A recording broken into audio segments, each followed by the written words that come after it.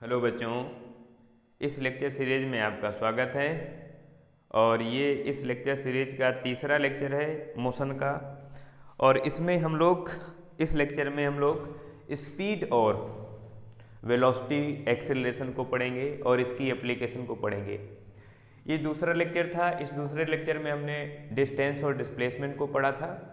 मैंने आपको बताया था दूसरे लेक्चर में कि हम इस दूसरे लेक्चर में distance, displacement, speed, velocity, acceleration को पढ़ेंगे, लेकिन किसी कारण की वजह से हम लोग स्पीड, वेलोसिटी और एक्सेलरेशन को नहीं पढ़ पाए, केवल डिस्टेंस और डिस्प्लेसमेंट को पढ़ पाए। इसलिए इस तीसरे लेक्चर में, मोशन के तीसरे लेक्चर में हम लोग स्पीड, वेलोसिटी और एक्सेलरेशन को पढ़ेंगे।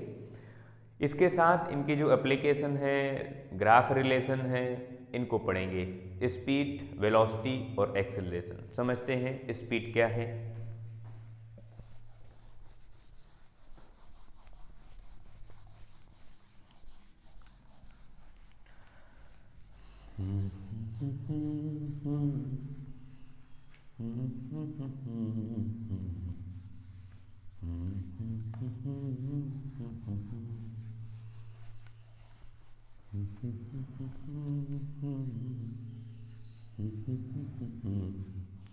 हाँ, समझते हैं भाई। स्पीड, किसी भी मूविंग बॉडी की स्पीड को कैसे हम डिफाइन करेंगे। स्पीड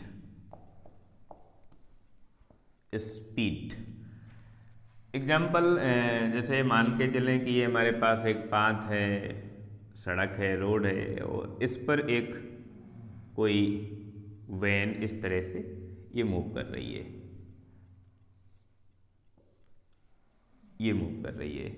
ये ड्राइवर है।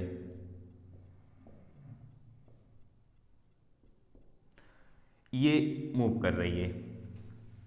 अब जब ये वैन इस पाथ पर मूव कर रही है, मोशन कर रही है,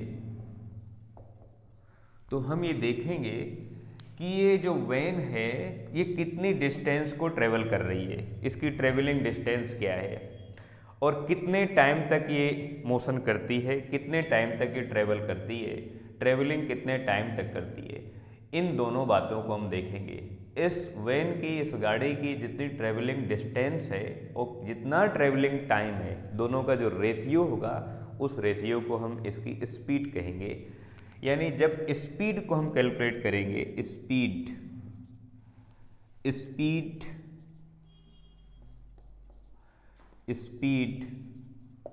is a ratio value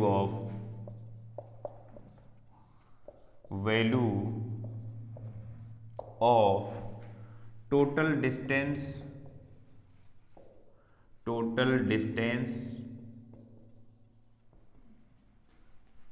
traveling by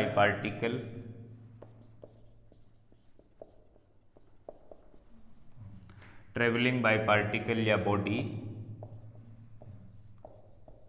and total travelling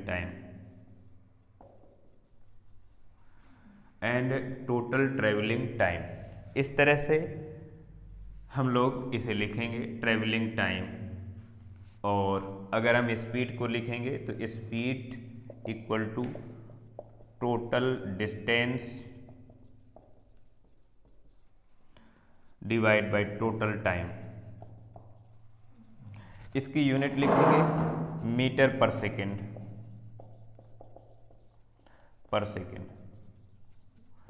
और डायमेंशन फार्मूला अगर लिखेंगे तो LT यानी LT -1, इसका डायमेंशन फार्मूला हो जाएगा LT -1। ये इसका डायमेंशन फार्मूला हो गया, डायमेंशनल फार्मूला। ये इसका डायमेंशन फार्मूला हो गया। ये स्केलर क्वांटिटी है, स्केलर क्वांटिटी है। इस तरह से तो ये स्पीड है। अब इसकी अलग अलग टाइप्स हैं, इसकी वैरायटी अलग अलग हैं, तो इसकी हम वैरायटी को देखेंगे, इसका क्लासिफिकेशन करेंगे। तो क्लासिफिकेशन में हम लोग हमेशा हम ये ध्यान रखेंगे कि जब भी कभी हम स्पीड को कैलकुलेट करेंगे तो आप इस फार्मूले को ध्यान रखेंगे, total distance divide by total time. चाहे आप एवरेज वैल्यू कैलकुलेट कर रहे हो, एवरेज वैल्यू में भी दो टाइप्स की एवरेज होती हैं। किसी भी टाइप से आप स्पीड को जब कैलकुलेट करेंगे तो टोटल डिस्टेंस और टोटल टाइम का आप रेशियो करेंगे। देखते हैं classification of speed. Classification of speed.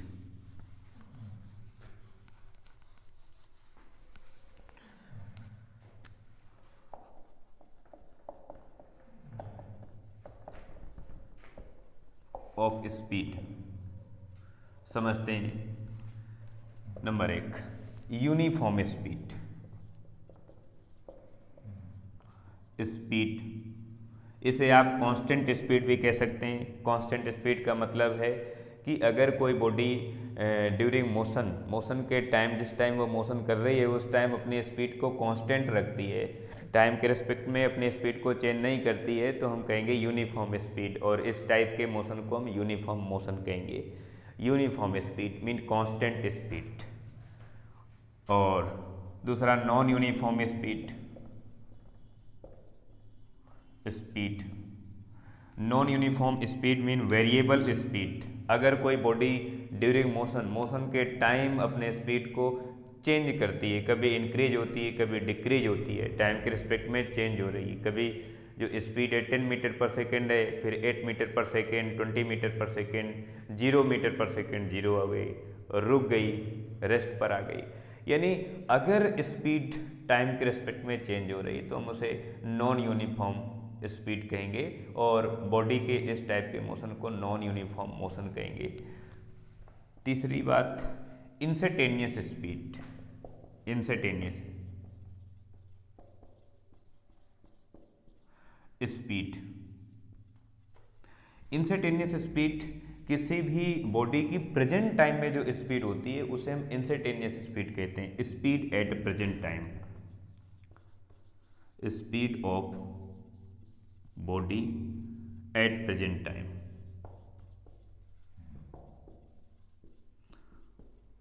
known as instantaneous speed।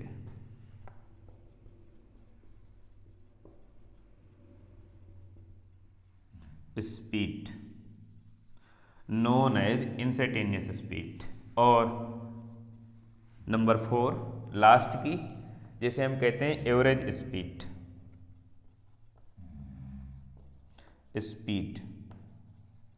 Average speed calculate करेंगे। तो इन सभी को हम वन बाय वन करके समझेंगे और इनकी डिफिनीशन समझेंगे। जैसे हम यूनिफॉर्म स्पीड का ग्राफ बनाएं तो यूनिफॉर्म का मतलब कांस्टेंट है, ये टाइम है, और ये यूनिफॉर्म स्पीड है। तो यूनिफॉर्म जो स्पीड होगी, स्पीड को हम v से प्रेजेंट कर लें और ग्राफ ये बन गया।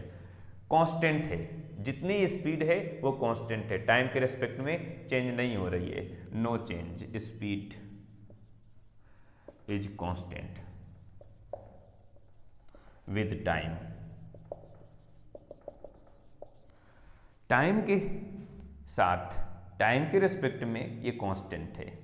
अगर मैं नॉन यूनिफॉर्म को प्रेजेंट करता हूं, नॉन यूनिफॉर्म को अगर मैं प्रेजेंट करता हूं, तो नॉन यूनिफॉर्म का मतलब जो चेंज हो रही है, आप इसका ऐसा ग्राफ बना सकते हैं, ये टाइम हो गया, चेंज हो रही है इस तरह से, जैसे जैसे टाइम चेंज हो रहा है वैसे वैसे इसकी स्पीड भी चेंज हो रही है, या ये टाइम है ये स्पीड है, इस तरह का ग्राफ बना दें। चेंज हो रही है, जो स्पीड की वैल्यू है वो टाइम के रिस्पेक्ट में चेंज अगर होती है तो उसे हम कहते हैं नॉन यूनिफॉर्म स्पीड कहते हैं। अब हम बात करते हैं इंस्टेंटेनियस पर। इंस्टेंटेनियस का मतलब चाहे वो इंक्रीज हो या डिक्रीज हो, उसे कोई मतलब नहीं है। इंस्टेंटेनियस का मतलब ये है कि बॉडी की प्रेजेंट टाइम में जो स्पीड है वो 0 हो सकती है, 1 metre per second, 2 metre per second, 3 metre per second, 4 metre per second, कितनी भी हो सकती है, लेकिन प्रेजेंट टाइम में, एट प्रेजेंट टाइम में जो स्पीड है उसी को हम कहते हैं, उस बॉडी की इंस्टेंटेनियस स्पीड कहते हैं। अब आते हैं एवरेज स्पीड पर। समझते हैं भाई एवरेज स्पीड क्या है। जैसे कोई बॉडी है वो मूव कर रही है इस पाथ पर। एवरेज स्पीड कैलकुलेट करते हैं। एवरेज स्पीड देखते हैं भाई, एवरेज स्पीड को हम इस तरह से प्रेजेंट कर लेंगे, वी एवरेज।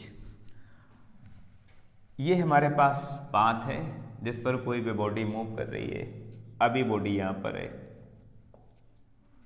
और ये इधर की तरफ जा रही है, इधर की तरफ इस डायरेक्शन पर मूव कर रही है।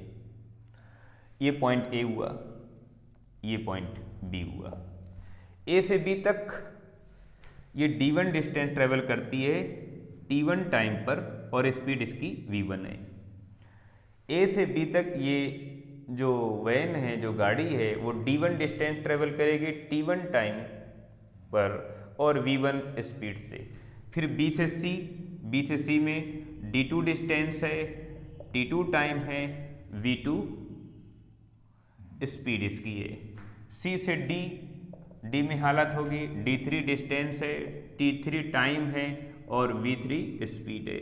इसी तरह से ये n टाइम्स तक आगे जाएगी, तो यहाँ n टाइम्स इस तरह से। तो यहाँ पर हम लोग लिखेंगे dn डिस्टेंस है, tn टाइम है और vn स्पीड है। तो जब कभी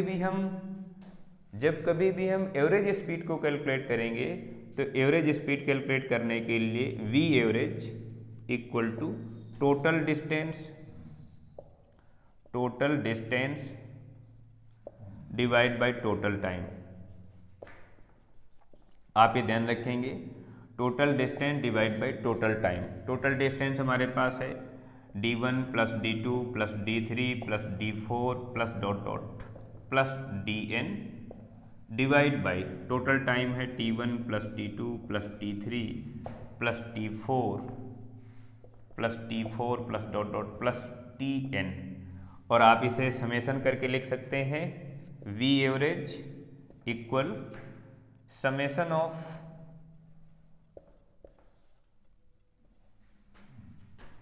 di डिवाइड बाई ti और i की वैल्यू 1 से लेकर n तक।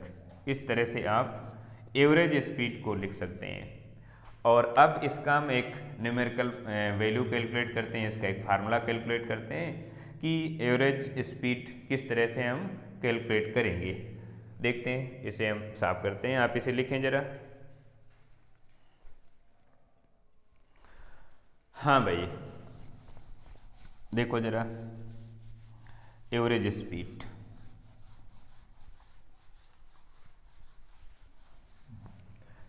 ये हमारे पास ट्रैक आ गया, ए से बी, बी से सी, इतना हमने देखा। ये d1 डिस्टेंस है, t1 टाइम लेगा और v1 इसकी स्पीड यहाँ पर रहेगी। d2 डिस्टेंस ट्रेवल करेगा t2 टाइम पर और v2 इसकी स्पीड रहेगी। एक बार फिर से सुनो, हमें एवरेज स्पीड कैलकुलेट करना है, लेकिन पहली बार ए से बी तक जाता है t1 टाइम पर, d1 डिस्टेंस ट्रेवल करेगा v1 स्पीड से।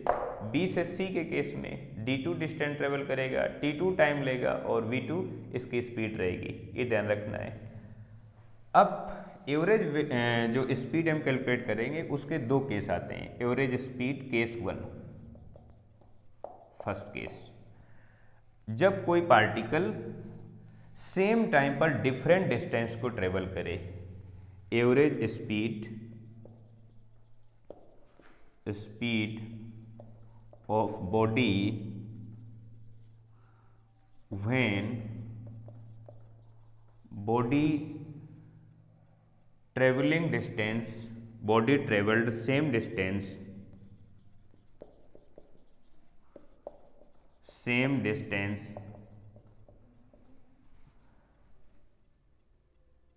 In different time. तो टाइम तो डिफरेंट है लेकिन डिस्टेंस सेम है। मीन t1 और t2 की वैल्यू सेम नहीं है, बट d1 की वैल्यू d2 के सेम है। ऐसा हम कह सकते हैं कि कोई भी बॉडी है, सेम डिस्टेंस को ट्रेवल करती है डिफरेंट टाइम पर। जैसे मान लेते हैं कि a से b तक की डिस्टेंस है 100 किलोमीटर है, इधर भी ये 100 किलोमीटर है, तो दोनों की डिस्टेंस तो सेम हो गई, ए से बी और बी से सी डिस्टेंस सेम हो गई, लेकिन ए से बी तक आने में उसको 1 आवर्स का टाइम लगता है, इधर सपोज दैट 30 सेकेंड का टाइम लगता है, 30 मिनट का टाइम लगता है। तो इतने डिस्टेंस को ट्रेवल करने में इसे 1 आवर्स का टाइम लगता है, इधर 30 मिनट का टाइम लगता है। तो देखो टाइम डिफरेंट है लेकिन डिस्टेंस सेम है। इसका मतलब यहाँ पर टाइम कम लग रहा है, डिस्टेंस सेम है, तो स्पीड यहाँ पर ज़्यादा रही होगी, यहाँ पर स्पीड कम रही होगी। अब इसे हम कैलकुलेट करते हैं। ये ध्यान रखना है आपको, एवरेज स्पीड कैलकुलेट करने के लिए वही हमारे पास वैल्यू है, total distance divide by total time. Total distance d1 plus d2, total time t1 plus t2। ये ध्यान रखना है आपको, d1 plus d2, t1 plus t2, ये आपको ध्यान रखना है। अब हम लोग d1 की जगह d2 लिख सकते हैं और इसकी जगह हम लोग d कर लें, और इसे अगर लिखना चाहें तो हम लोग कर सकते हैं v average equal to d1 की जगह d, d2 की जगह d, तो d plus d divide by t1 t2 लिखा हुआ है। अब आपको मालूम है कि speed equal to distance divide by time, तो टाइम इक्वल टू कितना हो जाएगा, distance divide by speed. t1 equal to हो जाएगा d1 डिवाइड बाई v1 और t2 इक्वल टू हो जाएगा d2 divide by v2। t1 t2 की वैल्यू पुटअप कर देते हैं, t1 की जगह d1 डिवाइड बाई v1 और d2 डिवाइड बाई v2। अब आपको मालूम है कि d1 की जगह हम d लिखेंगे, d2 की जगह d लिखेंगे, तो इधर हम कर लेते हैं 2d, इधर d और d लिखेंगे तो d कॉमन आ जाएगा, 1 by v1 plus 1 by v2 ऐसा कर लेंगे, 1 by v1 plus 1 by v2 ऐसा करेंगे, d से d कैंसिल आउट हो जाएगा, v एवरेज इसे आप कैलकुलेट करेंगे तो v1 v2 एलसीएम आएगा, वो ऊपर चला जाएगा, तो 2v1 v2 divide by v1 plus v2। तो ये हमारे पास एक एवरेज स्पीड का फार्मूला आ गया जब पार्टिकल डिफरेंट टाइम में सेम डिस्टेंस को ट्रेवल करता है, तब की कहानी। एक दूसरा केस जिसमें कोई पार्टिकल सेम टाइम में डिफरेंट डिस्टेंस को ट्रेवल करता है, उसको हम समझते हैं। Second case,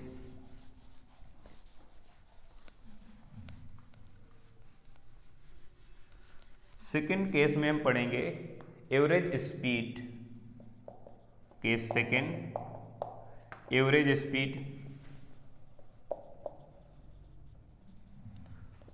of body when body traveled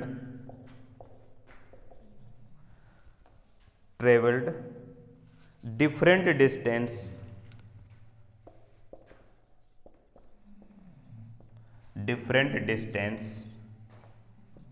in same time।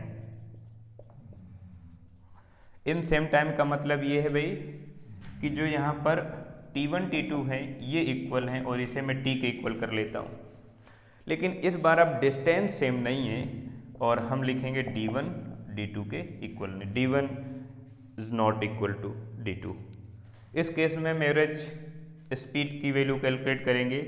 Average speed आपको फार्मूला वही यूज करना है, कौन सा भाई, total distance divide by total time, ये ध्यान रखना है।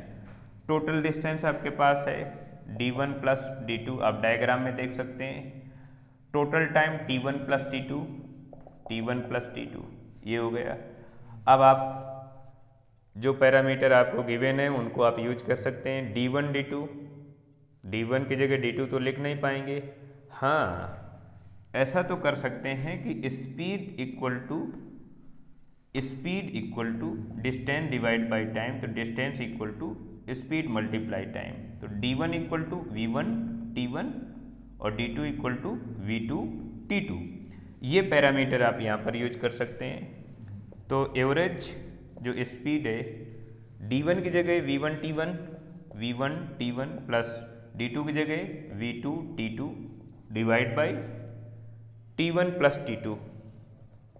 t2, और अभी मैंने आपको बताया कि T1 की जगह T2 लिखेंगे और T लिख देंगे, तो आप इसे लिखेंगे तो T कॉमन आ जाएगा, नीचे 2T हो जाएगा, तो ऊपर से T और T कैंसिल आउट हो जाएगा ऊपर नीचे से, और हो जाएगा V1 plus V2 divide by 2। ये तो 2 स्टेप के लिए। अगर n स्टेप के लिए, for n step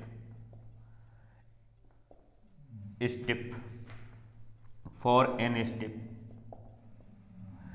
average speed equal to V1 plus V2 plus V3 plus dot dot plus Vn divide by n। इस तरह से हम लोग इसकी एवरेज स्पीड कैलकुलेट करेंगे जो बॉडी यहाँ पर मूव कर रही है। ये तो भाई है एवरेज स्पीड। अब हम वेलोसिटी में बातचीत करेंगे। वेलोसिटी क्या है, आप इसे लिखें।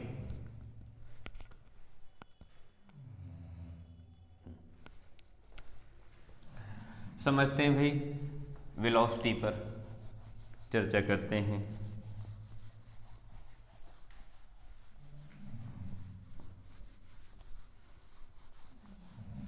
देखो बेटा,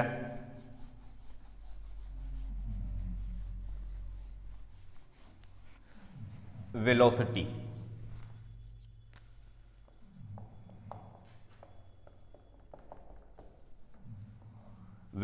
हमें देखना है। वेलोसिटी के लिए जैसे ये एक हम डायग्राम बनाए और इस डायग्राम में हम कहें कि ये जो गाड़ी है इधर की तरफ मूव कर रही है,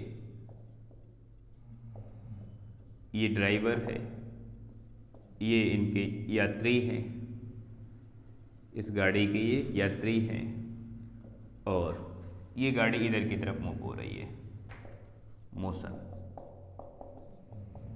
इधर की तरफ इसका मोशन है।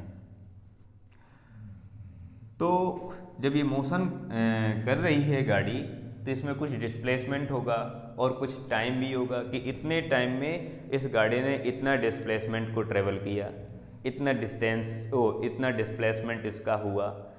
तो हम ये देखेंगे कि टाइम के रिस्पेक्ट में इसका डिस्प्लेसमेंट कितना है। Velocity of the body is equal to ratio value of displacement and time। velocity of the body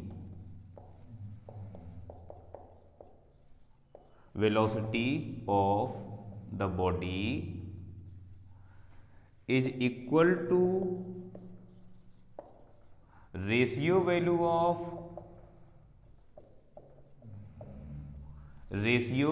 of displacement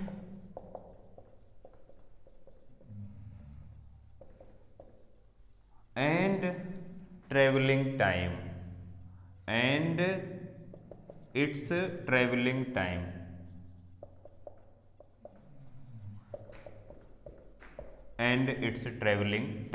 समझते हैं, कभी भी आप जब वेलोसिटी को देखेंगे तो velocity v equal to displacement, total displacement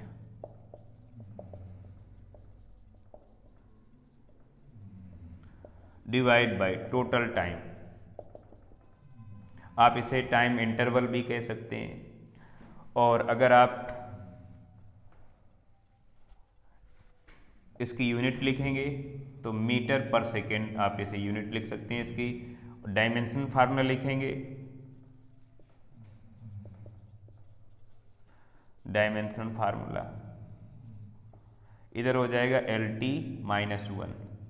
ध्यान रखना है कि जो स्पीड का डायमेंशन फार्मूला होता है, स्पीड की जो यूनिट होती है वही यूनिट और वही डायमेंशन फार्मूला वेलोसिटी का भी होता है। थोड़ा सा डिफरेंट है स्पीड और वेलोसिटी में, उसकी चर्चा अभी करेंगे हम लोग। तो ये हमारे पास वेलोसिटी आ गई। v इक्वल टू, आप इसे delta x divide by delta t कर सकते हैं, और अगर आप इसे वेक्टर फॉर्म में लिखना चाहें तो इस तरह से लिखेंगे।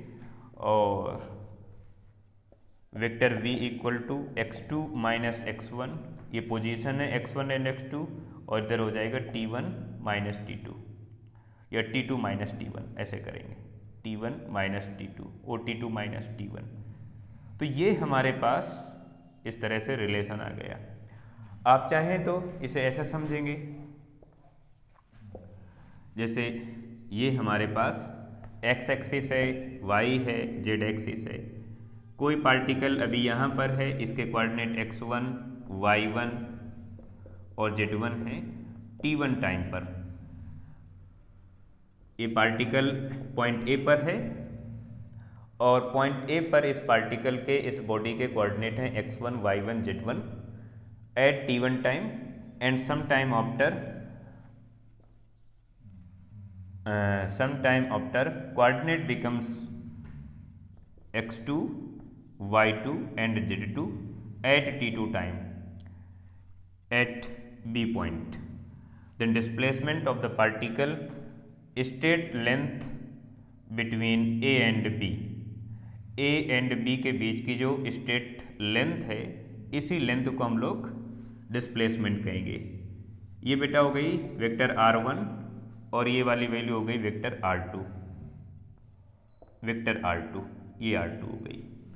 और अगर एक्स वाई जेड के रिस्पेक्ट में अगर हम इस पार्टिकल का डिस्प्लेसमेंट कैलकुलेट करते हैं, जो पार्टिकल यहाँ पर मोशन पर है, उसे कैसे कैलकुलेट करेंगे आए समझते हैं।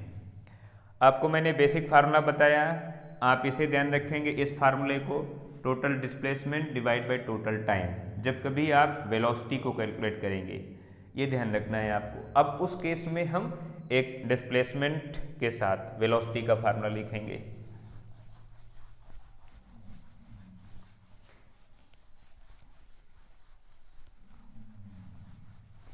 देखते हैं।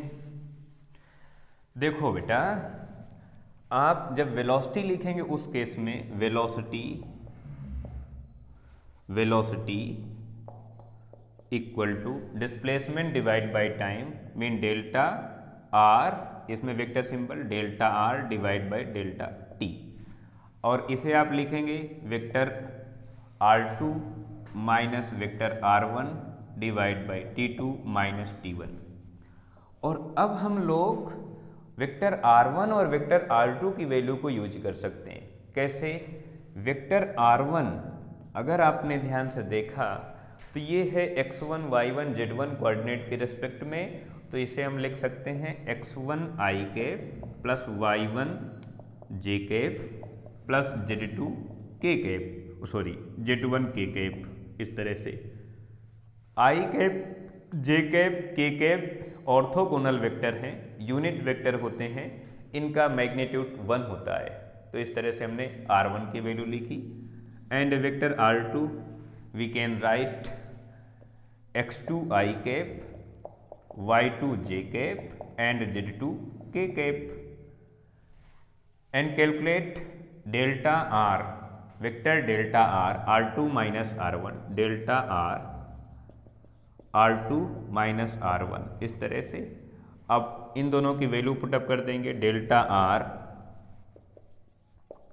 इक्वल टू r2 की वैल्यू हमारे पास ये है x2 i cap plus y2 j cap plus z2 k cap minus vector r1 की वैल्यू। वेक्टर r1 की वैल्यू जैसे यहाँ पर लिखेंगे तो इस माइनस सिंबल के अंदर मल्टीप्लाई कराएंगे, x1 i cap plus y1 j cap plus z1 k cap. इस माइनस के अंदर मल्टीप्लाई कराने से ये सभी माइनस हो जाएंगे और फिर हम i कैप को i कैप के साथ लिखेंगे, j को j के साथ लिखेंगे, k कैप को k कैप के साथ लिखेंगे। ये ध्यान रखना है आपको।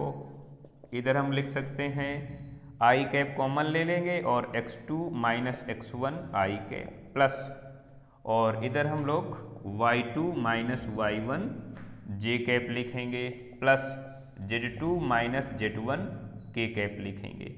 ये हमारे पास हो गया इस बॉडी का डिस्प्लेसमेंट, ये डिस्प्लेसमेंट हो गया, ये डिस्प्लेसमेंट है AB, इसे आप AB भी कह सकते हैं, वेक्टर AB। ये वैल्यू बन गई। अब इस वैल्यू को हम यहाँ पर अगर पुटअप करें तो हमारे पास वेलोसिटी का एक नया फार्मूला बन जाएगा, ये वेलोसिटी है। अब वेलोसिटी में क्लासिफिकेशन पढ़ते हैं, कितने टाइप्स की वेलोसिटी होती है। जैसे आपने स्पीड का क्लासिफिकेशन पढ़ा, स्पीड की वैरायटी पढ़ी, उसी तरह से वेलोसिटी की भी अपनी एक वैरायटी होती है, टाइप्स होते हैं, क्लासिफिकेशन करेंगे। समझते हैं कि वेलोसिटी कितने टाइप्स की होती है।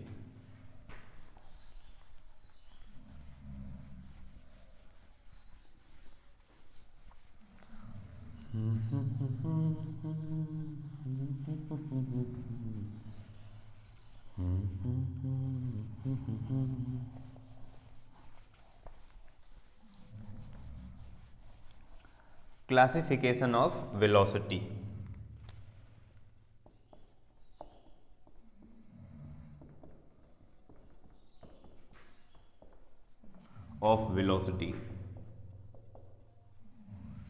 हम वेलोसिटी का क्लासिफिकेशन पढ़ेंगे उसी तरह से जैसे हमने स्पीड में पढ़ा, यूनिफॉर्म वेलोसिटी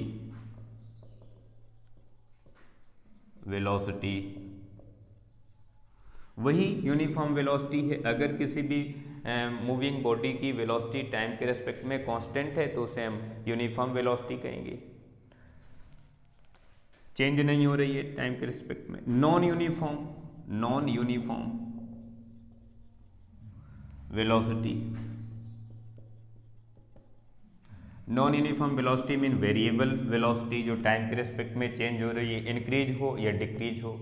इंक्रीज होने को भी हम चेंज कहते हैं, डिक्रीज होने को भी हम चेंज कहते हैं। इसलिए अगर किसी भी मूविंग बॉडी की वेलोसिटी टाइम के रिस्पेक्ट में चेंज हो रही है तो उसे हम नॉन यूनिफॉर्म वेलोसिटी कहेंगे, और इस टाइप के मोशन को हम लोग नॉन यूनिफॉर्म मोशन कहेंगे।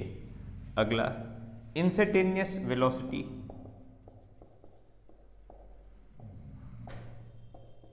इंस्टेंटेनियस वेलोसिटी, इसको अभी मैंने बताया। इंस्टेंटेनियस का मतलब एट प्रेजेंट टाइम, किसी भी पार्टिकल की प्रेजेंट टाइम पर जितनी भी वेलोसिटी है उसे हम इंस्टेंटेनियस वेलोसिटी कहेंगे। Velocity of the body at present time, of the body at present time. Present time पर जो भी वेलोसिटी है उसे हम इंस्टेंटेनियस वेलोसिटी कहेंगे। वो जीरो भी हो सकती है, 10 मीटर पर सेकेंड हो सकती है, नेगेटिव हो सकती है, पॉजिटिव हो सकती है, किसी भी टाइप की हो सकती है जो प्रेजेंट टाइम पर है। अगर पार्टिकल रेस्ट पर है, बॉडी रेस्ट पर है, तो वो उसकी वेलोसिटी जीरो होगी। अगर मोशन कर रहा है तो फिर जीरो नहीं होगी, लेकिन जितनी भी होगी उसे हम प्रेजेंट टाइम में देखेंगे, उस टाइम देखेंगे जिस टाइम हम उसकी वेलोसिटी को मेजर कर रहे हैं, और वही वेलोसिटी उसकी इंस्टेंटेनियस वेलोसिटी हो जाएगी। क्वेश्चन नंबर 4 आगे देखेंगे, average velocity. Average velocity, average velocity, average velocity. अब हम चर्चा करेंगे एवरेज वेलोसिटी पर। एवरेज वेलोसिटी और इंस्टेंटेनियस वेलोसिटी, इन दोनों पर हमें चर्चा करनी है। ये ध्यान रखना है, जब कभी भी हम इंस्टेंटेनियस वेलोसिटी की चर्चा करेंगे तो ध्यान रखना है, आप जो डिस्प्लेसमेंट होगा बॉडी का उसका आप टाइम के रिस्पेक्ट में डिफरेंशिएशन कर देंगे। अगर आप डिस्प्लेसमेंट का टाइम के रिस्पेक्ट में डिफरेंशिएशन करते हैं तो हमें इंस्टेंटेनियस वेलोसिटी मिलती है। एक बार फिर से सुनो, डिस्प्लेसमेंट का टाइम के रिस्पेक्ट में डिफरेंशिएशन करने पर हमें इंस्टेंटेनियस वेलोसिटी मिलती है। तो इंस्टेंटेनियस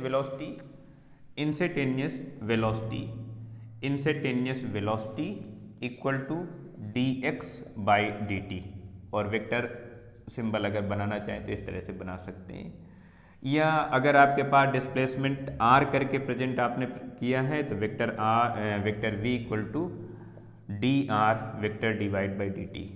ध्यान रखना है, डिस्प्लेसमेंट है, और डिस्प्लेसमेंट का अगर आपने टाइम के रिस्पेक्ट में डिफरेंशिएशन कर दिया तो वो वेलोसिटी बन जाती है।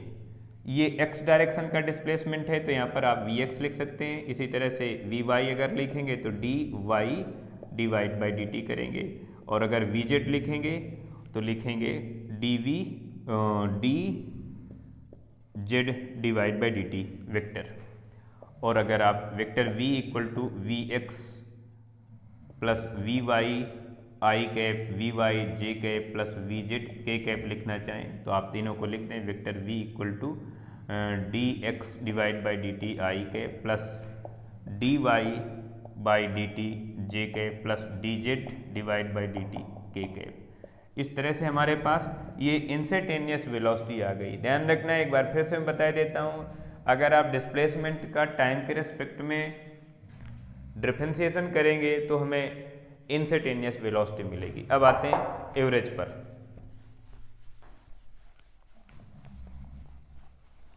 एवरेज वेलोसिटी कैलकुलेट करने के लिए हम डिस्प्लेसमेंट का डिफरेंशिएशन नहीं करते हैं, ये ध्यान रखना है। जब आप एवरेज वैल्यू कैलकुलेट करेंगे तो लिखेंगे delta R divide by delta T, और अगर आप इसे वेक्टर लिखना चाहें तो वेक्टर लिख दें, और फिर आप लिखेंगे उसी तरह से R2 minus R1 divide by T2 minus T1। तो ये हमारे पास डिस्प्लेसमेंट है और ये टाइम है। और जब टाइम डिस्प्लेसमेंट का हमने रेशियो कैलकुलेट किया, तो हमें एवरेज वेलोसिटी मिल गई, एवरेज वेलोसिटी मिल गई। तो ये एवरेज वेलोसिटी है। अब इसमें से एक छोटा सा टॉपिक एक्सेलरेशन का देख लेते हैं, फिर इनकी एप्लीकेशन पढ़ते हैं, इनमें रिलेशन है, कैसे हम डिस्प्लेसमेंट या वेलोसिटी या एक्सेलरेशन को कैलकुलेट करेंगे, कैसे इनका डिफरेंशिएशन या इंटीग्रेशन करेंगे, इन बातों को हम अभी समझेंगे। फिर बाद में हम लोग मोशन के जो इक्वेशन हैं, जिन्हें हम लोग v equal to u plus a t या s equal to u t plus half a t square, या third equation v square equal to u square plus 2as, ऐसा पढ़ते हैं। इनको हम अगले लेक्चर में पढ़ेंगे। ये इक्वेशन किस तरह से बनते हैं, इनका डेरिवेशन हम लोग अगले लेक्चर में पढ़ेंगे। इस लेक्चर में एक छोटा सा टॉपिक अभी एक्सेलरेशन को पढ़ेंगे। एक्सेलरेशन क्या है और एक्सेलरेशन क्या प्रेजेंट करता है, हमें कौन सी बात बताता है, समझते हैं। एक्सेलरेशन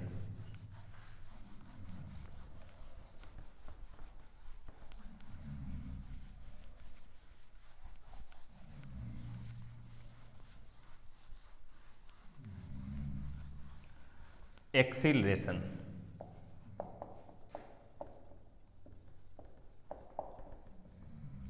एक्सीलरेशन ए से प्रेजेंट करते हैं। वेक्टर क्वांटिटी है इसलिए हमने इसमें वेक्टर सिंबल लगाया। एक्सीलरेशन किसी भी वेलोसिटी के रेट ऑफ चेंज आपको बताता है कि किसी बॉडी की जो वेलोसिटी है वो टाइम के रिस्पेक्ट में कितनी चेंज हो रही है, इंक्रीज हो रही है या डिक्रीज हो रही है। अगर किसी भी बॉडी की वेलोसिटी टाइम के रिस्पेक्ट में कांस्टेंट है, अगर कांस्टेंट है तो एक्सेलरेशन जीरो होगा। अगर वेलोसिटी इंक्रीज हो रही है तो एक्सेलरेशन पॉजिटिव होगा, डिक्रीज हो रही है वेलोसिटी तो एक्सेलरेशन नेगेटिव होगा। एक्सेलरेशन किसी भी बॉडी के रेट ऑफ चेंज आपको बताता है। Acceleration rate of change of velocity with respect to the time. Rate of change of velocity of body with respect to time known as acceleration, known as acceleration। Acceleration equal to delta v over delta t, इस तरह से। अगर आप इसे vector form में लिखना चाहें तो इस तरह से लिख सकते हैं, और इसे लिखें vector v2 minus vector v1 divide by t2 minus t1। ये एवरेज एक्सेलरेशन है। जब आप इंस्टेंटेनियस एक्सेलरेशन कैलकुलेट करेंगे तो लिखेंगे dv ओवर dt, इस तरह से। और आपको पता है कि जो v की वैल्यू होती है वो dr बाई dt होती है। जो वेलोसिटी की वैल्यू डिस्प्लेसमेंट के रेस्पेक्ट में है वो dr बाई dt है। अगर आप v की जगह dr बाई dt लिख देंगे तो इधर हो जाएगा d square vector r divide by dt square. यानी डिस्प्लेसमेंट का अगर आप सेकंड डेरिवेटिव करेंगे, दूसरी बार डिफरेंशिएशन करेंगे तो आपको एक्सेलरेशन मिल जाएगा। समझते हैं। If velocity of the body is constant, if velocity of the body is constant, then acceleration a also 0, acceleration 0 होगा। अगर किसी भी बॉडी की वेलोसिटी टाइम के रेस्पेक्ट में इंक्रीज हो रही है, if velocity of the body, if velocity of the body increase, velocity increase हो रही है, velocity of the body increase with respect to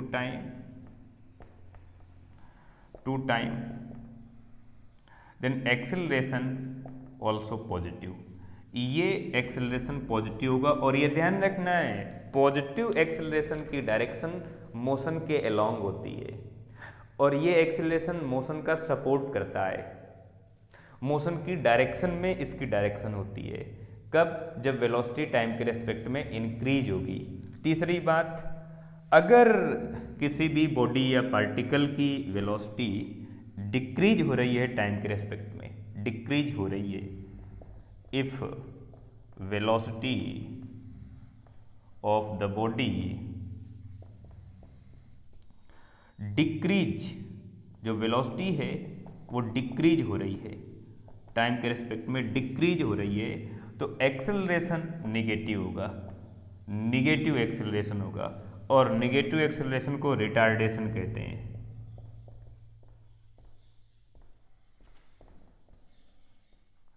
retardation कहते हैं। और ध्यान रखना है कि निगेटिव एक्सेलरेशन मोशन का ऑब्जेक्शन करता है, और मोशन जिस डायरेक्शन में हो रहा है उसकी अपोजिट डायरेक्शन में, मोशन जिस डायरेक्शन में हो रहा है उसकी अपोजिट डायरेक्शन में ये रिटार्डेशन होता है, मोशन से ठीक अपोजिट डायरेक्शन में रिटार्डेशन। तो इस लेक्चर में हमने ये पढ़ा, और नेक्स्ट लेक्चर में इनकी एप्लीकेशन पढ़ेंगे, मोशन के इक्वेशन और उनकी प्रूविंग पढ़ेंगे। फिर इनसे रिलेटेड जो न्यूमेरिकल प्रॉब्लम है उनको पढ़ेंगे लास्ट के लेक्चर में।